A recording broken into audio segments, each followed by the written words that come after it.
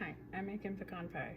So first, I'm gonna crack 6 eggs into this bowl, and I'll be right back. Okay, I'm gonna show you all a trick that I use whenever I crack eggs. I put my hand in a baggie like this, and I crack the egg. And then I use my thumb, and I crack it like that. So that way I don't get my hands dirty. See how the baggie's so dirty? I don't like getting my hands dirty and stuff because, you know, I just washed them. Anyways, okay. So I got the 6 eggs in here. I'm gonna go throw this away real quick, hang on. Well, that's done preheating. I preheated the oven at 350. And I've got 6 eggs in this bowl, so I'm gonna whisk them. If you hear jingling noises, that is my parents' dogs running around. She was whining and I didn't want her to wake them up.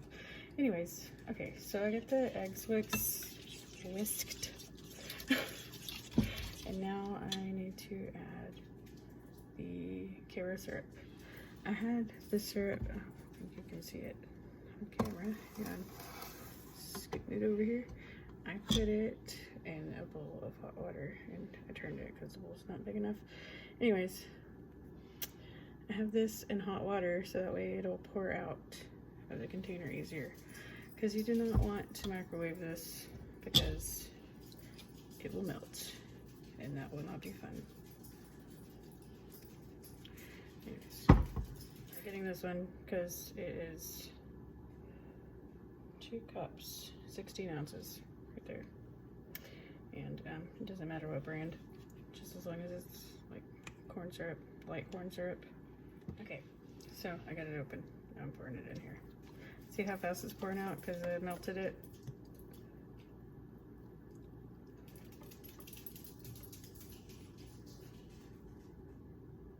Two-thirds of a cup of butter that's melted. If you're making pecan pie, you're going to want to use real vanilla. This is real vanilla. Anyways, it's from Mexico, I think. Doesn't matter where it's from, as long as it's real. You can even make your own. And anyways, so I use 2 teaspoons of this, but I always accidentally add a little bit too much because one year everybody's like, your pecan pie is so good. And the secret ingredient was a little oops, like just that. Probably 2.5 tablespoons. 2.5 teaspoons, not tablespoons. That would be too much. Anyways, okay. So I'm gonna mix that in. Oh, it smells so good. I used to like just use this straight as a perfume because I'm allergic to fragrances. And I just put it in a little spray bottle, little fingertip spray bottle, and spray it.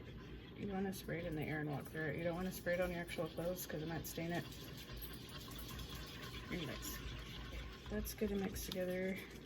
So now I'm going to add 1.5 cups of sugar.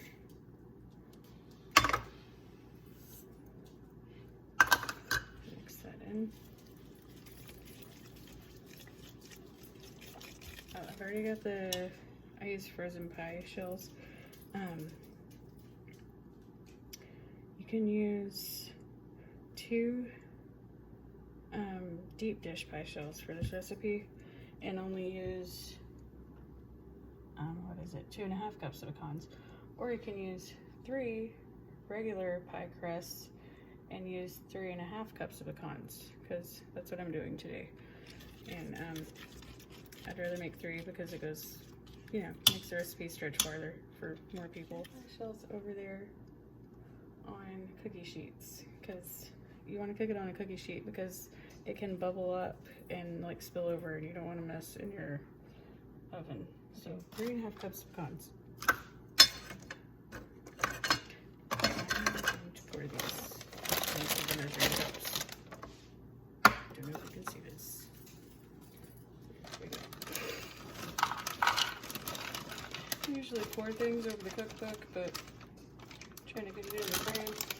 Okay, that's one.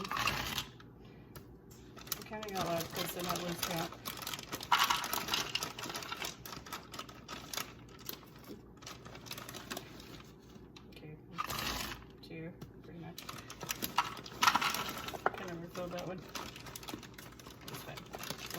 making a mess. 3. I'll set that way.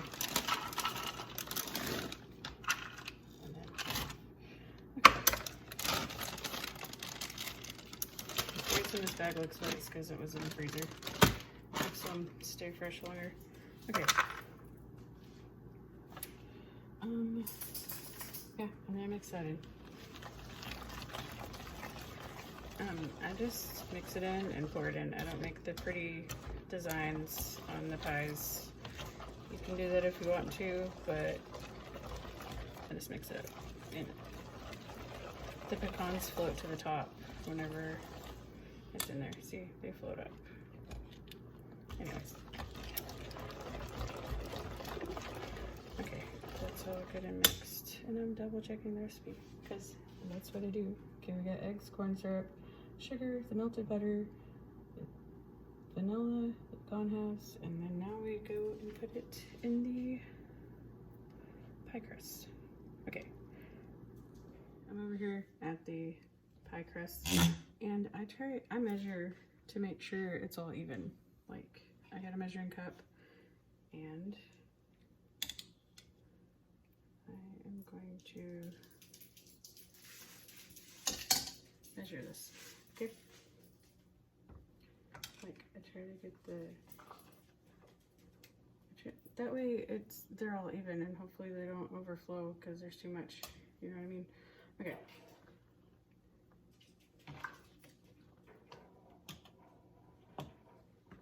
This is just how I do it. You don't have to do it this way, but yeah, I'm gonna just carry this over here so I don't make a mess. Okay. All of them have half a cup. Let's try to make everything even.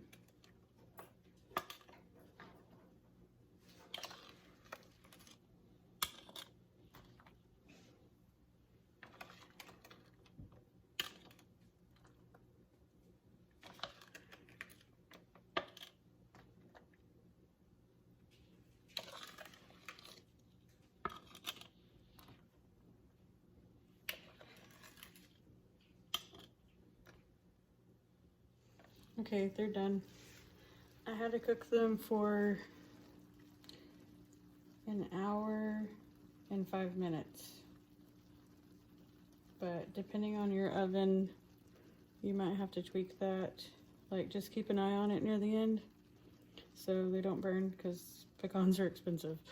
And anyways, see how I jiggle it and it's not jiggly in the middle? It's one reason you know it's done. So anyways, let these cool before you cut them, because the filling will like run if you cut it whenever it's hot, and it'll just like fall apart.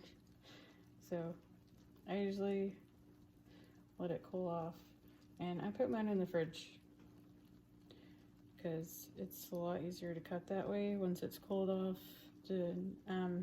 I just use like a serrated knife and it cuts through the pecans. So, but be careful if you do that because it might cut through the foil. So just be careful. And anyways, I hope that y'all like this. It's a recipe from what is it called? I'll go get the cookbook. Hang on.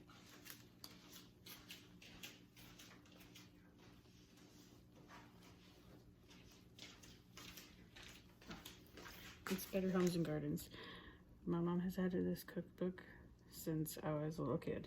I don't even know if they make these anymore, but anyways, and it's until it's been well loved.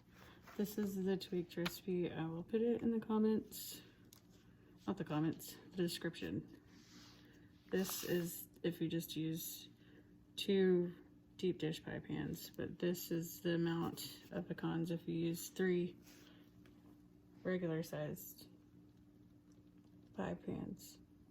So anyways, I hope that y'all enjoy this recipe, and yeah. Oh, by the way, these are clean. I just can't get these stains off of these. Like, they've been in the dishwasher so many times.